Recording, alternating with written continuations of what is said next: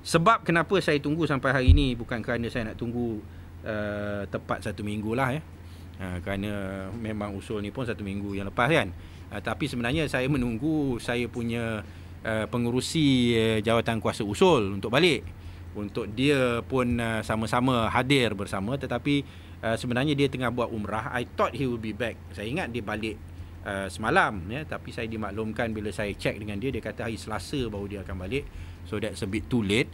So hasil daripada itu, pagi tadi saya panggil balik Muslimat dan kita bersidang, dan diorang pun bincang dan saya jelaskan balik pada Muslimat tentang isu ini, dan mereka pun akuilah bahawa sebenarnya that was what was agreed lah, apa yang telah dipersetujui lah, wording ini patut diubah, tetapi atas kesilapan dan sebagainya, mungkin kealpaan, terlupa dan sebagainya, benda ni just berjalan begitu ya. Kalau dari segi wording ni ada yang mengatakan ya, dan mungkin ni pun dia tak nampak the urgency ya. Bila kita tegur itu, dia kata, tapi dia kata, dalam ayat ini ianya mengatakan buat penyelidikan dan seterusnya mengharamkan sekiranya terbukti ya. So dia kata taklah teruk sangat wording tu ya. Tapi dia benda ni soal pengalaman dalam politik ya. Bagi kita, macam saya dah terlibat dengan politik dah more than 25 years ya. How old am I now? 52. Okay, so dah 30 tahun dah saya terlibat dalam politik. So saya faham bagaimana ayat-ayat yang seperti ini boleh mendatangkan salah tafsiran dan salah pengertian ya.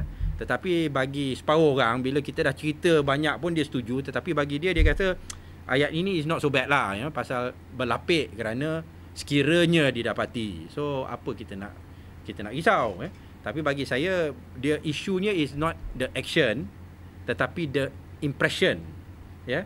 It's not just kadar tindakan yang kita kata ambil hanya sekiranya dia bersalah, tetapi the impression, the image ya. Dan image itulah yang tidak menepati kaedah dakwah Islam yang seperti mana yang saya jelaskan tadi ya, iaitu patut ada perbahasan, patut ada forum, debate, engagement ya, and not a high-handed punya approach ya.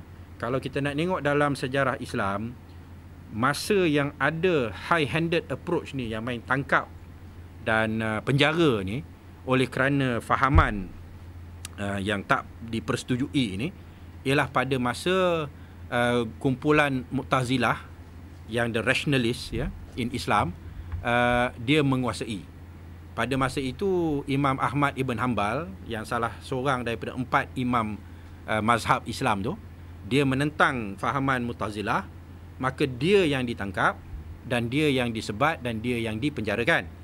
Tapi mainstream Islam has always been macam kaedah yang seperti mana yang dibawa oleh Imam Al-Ghazali ya, dan ulama-ulama yang lain, termasuklah pada zaman Saidina Ali yang khalifah yang keempat, bila timbul kumpulan Khawarij itu, Saidina Ali kata, selagi mana kamu tak angkat senjata menentang kami, kami tidak akan mengangkat senjata menentang kamu. So the approach is through debate and discussion. Dan kumpulan Khawarij ni dia kumpulan anarkis ya. Dia kata tak perlu ada kerajaan, tak perlu ada state ya. Kita yang memerintah adalah Allah dan Quran, dan dia serang Saidina Ali verbally lah ya.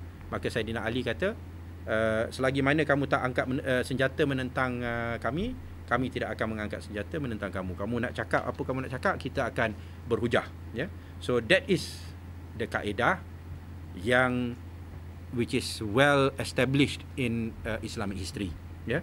Dan itulah kaedah yang kita nak ya. Tetapi wordingnya memberikan satu gambaran yang lain.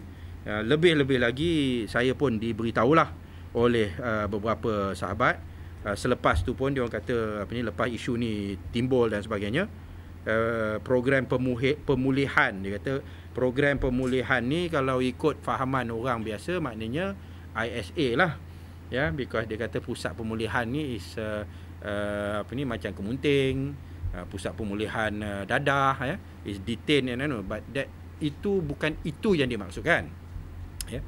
So we always have the problem of apa yang dimaksudkan dengan apa yang dicatat kadang-kala lari. Dan nombor satu, memang saya dah perasan dan saya dah minta ianya diperbetulkan. Nombor dua, bukan apa yang dimaksudkan bukanlah seperti mana yang ditafsirkan sekarang inilah, di dalam ulasan-ulasan yang kita bacalah. So tindakan saya sekarang ini ialah saya akan menulis kepada PAS Pusat, menceritakan dia punya kronologi of events, apa yang telah berlaku, dan hakikat bahawa tidak ada satu kecenderungan untuk menggunakan kekerasan ataupun untuk menahan dan menangkap ahli-ahli di dalam sistem Islam. Tetapi apa yang dimaksudkan sebenarnya adalah untuk diadakan engagement dan untuk diadakan perbahasan dan kita betulkan aspek-aspek yang tak betul di dalam pandangan dan fahaman yang dibawa oleh sistem Islam.